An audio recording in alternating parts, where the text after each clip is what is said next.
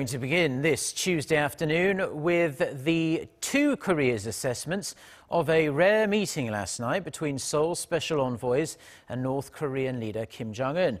North Korea has hailed it as open-hearted talks, while the South has called the outcome not disappointing. Our chief Blue House correspondent Moon Connyoung starts us off.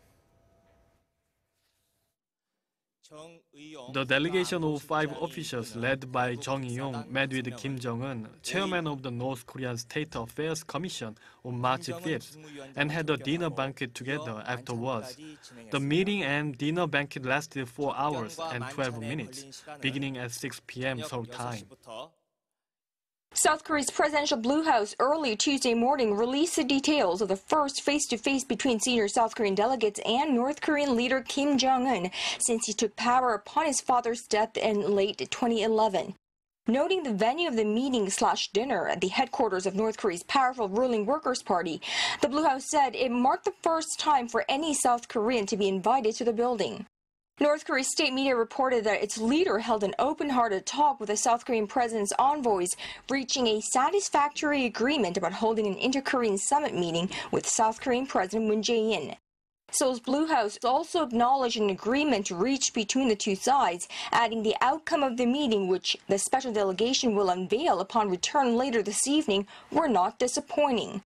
In a dispatch, the KCNA said Kim Jong-un expressed his desire to write a new history of national reunification during the welcome dinner, which was also attended by the North Korean leader's sister, Kim Jong-un, who traveled to the South last month carrying her brother's summit invitation to President Moon and Kim's wife, Ri Sol-ju.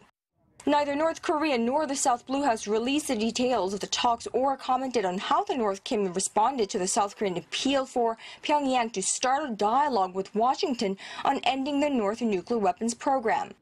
Despite the latest sign that the two Koreas are trying to mend ties after a year of repeated North Korean weapons tests and threats of nuclear war, there's considerable skepticism over the two Koreas' apparent warming ties. But each new development also raises the possibility that the two sides can use the momentum from the good feelings created during North Korea's participation in the South Pyeongchang Winter Olympics last month to ease a standoff over North Korea's nuclear ambitions and restart talks between Pyongyang and Washington. The 10-member delegation, which includes 2 ministerial-level officials from the South, will wrap up a 2-day trip to Pyongyang later this evening after another meeting with North Korean officials. Moon Connyoung, Arirang News, The Blue House.